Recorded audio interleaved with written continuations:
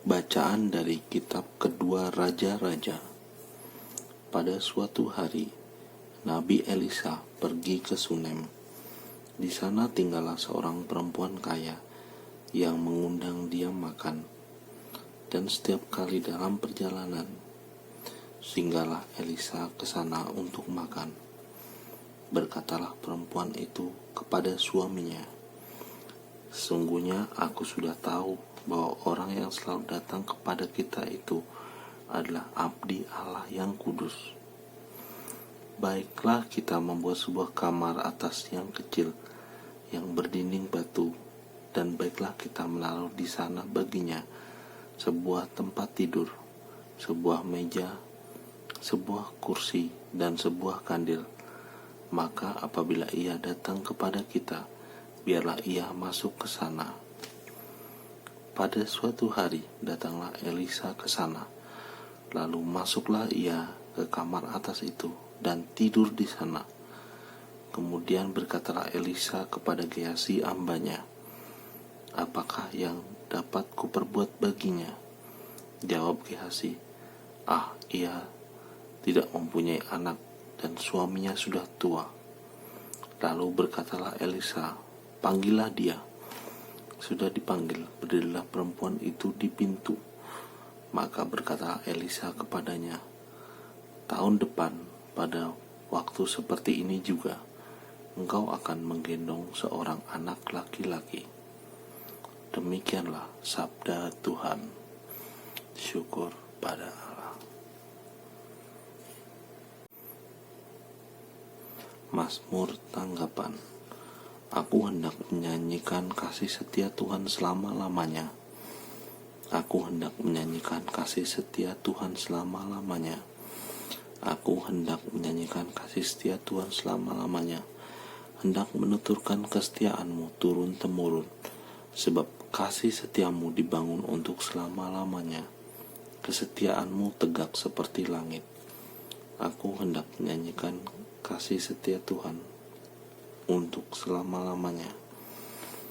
Berbahagialah bangsa yang tahu bersorak-sorai, ya Tuhan, mereka hidup dalam cahaya wajah-Mu. Karena nama-Mu mereka bersorak-sorai sepanjang hari, dan karena keadilan-Mu mereka bermegah-megah. Aku hendak menyanyikan kasih setia Tuhan selama-lamanya.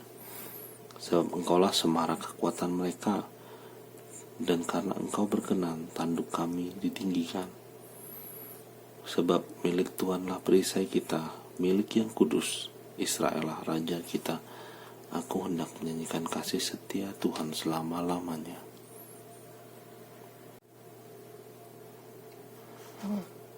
Bacaan dari surat Rasul Paulus kepada jemaat di Roma. Saudara-saudara, camkanlah kita semua yang telah dibaptis dalam Kristus, telah dibaptis dalam kematiannya. Dengan demikian kita telah dikuburkan bersama-sama dengan Dia oleh pembaptisan dalam kematian, supaya seperti halnya Kristus telah dibangkitkan dari antara orang mati oleh kemuliaan Bapa, demikian juga kita akan hidup dalam hidup yang baru. Jadi, jika kita telah mati dengan Kristus, kita percaya bahwa kita akan hidup juga dengan Dia, karena kita tahu bahwa Kristus sesudah bangkit dari antara orang mati, tidak mati lagi. Maut tidak berkuasa lagi atas Dia, sebab kematiannya adalah kematian terhadap dosa, satu kali untuk selama-lamanya, dan kehidupannya adalah kehidupan bagi Allah. Demikianlah hendaknya kamu memandangnya. Kamu telah mati bagi dosa, tapi kamu hidup bagi Allah dalam Kristus Yesus. Demikianlah sabda Tuhan. Syukur pada Allah. Bait pengantar Injil. Haleluya, haleluya. Kamulah bangsa yang terpilih, kaum imam yang rajawi, dan bangsa yang kudus. Kamu harus memaklumkan perbuatan-perbuatan agung Allah, yang telah memanggil kamu keluar dari kegelapan, masuk ke dalam terang-Nya yang menakjubkan. Haleluya.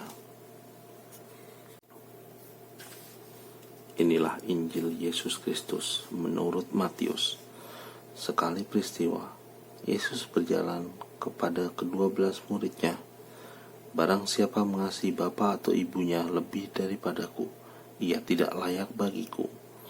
Dan barang siapa mengasihi putranya atau putrinya lebih daripadaku, ia tidak layak bagiku. Barang siapa tidak memikul salibnya dan mengikuti aku, ia tidak layak bagiku. Barang siapa mempertahankan nyawanya, ia akan kehilangan nyawanya.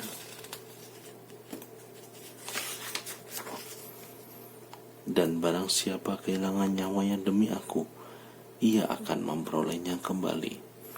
Barang siapa menyambut kamu, ia menyambut aku. Dan barang siapa menyambut aku, ia menyambut dia yang mengutus aku. Barang siapa menyambut seorang nabi sebagai nabi, ia akan menerima upah nabi. Dan barang siapa menyambut seorang benar sebagai orang benar, ia akan menerima upah orang benar. Dan barang siapa memberi air sejuk secangkir saja kepada salah seorang yang kecil ini, karena ia muridku, aku berkata kepadamu, sungguh ia tidak akan kehilangan upahnya. Demikianlah sabda Tuhan. Terpujilah Kristus.